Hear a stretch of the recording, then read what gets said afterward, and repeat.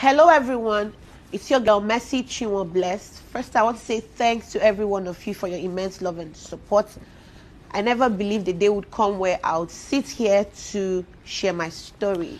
For the sake of the body of Christ, I thought to bring some clarity to a lot of misleading news out there online about the Mercy Chinwo brand.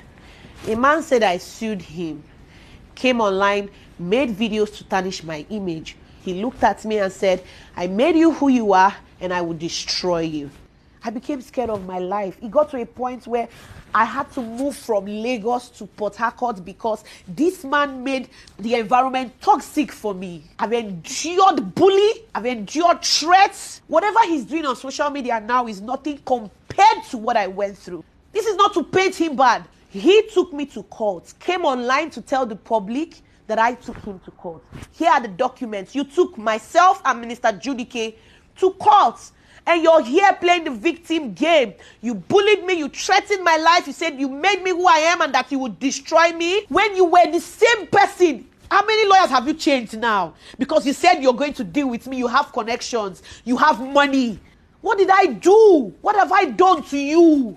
I took you as a father. I was once your backup singer. I served you diligently. We signed a management contract in 2017. As we progressed, you tried to convince me to sign a 12-year contract, which I said no. Since then, you started acting funny, always toxic because I did not extend the contract. Immediately after my contract, I discovered you forged a new contract. Please tell the world what happened to the 2017 and the 2019 contract. You seized my royalties for 2 years. You're a bully. You're an oppressor. One of my major crimes was when I did a song with Pastor Nathaniel Bassi.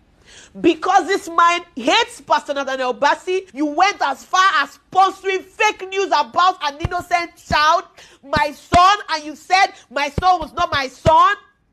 And you paid bloggers because you hate Pastor Jerry Eze. You won't want me to go for his events. The people you fight, I must fight them with you. And when I ask you questions, why don't you like them? You start harassing me.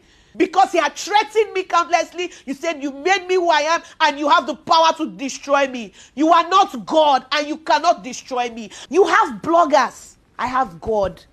The worst you can do is what you are doing. Like I said, what I went through working with you is nothing compared to what you are doing. You have bloggers. I have God. And I know that God will not let your plan come to pass. For his thoughts for me, they are of good and not of evil.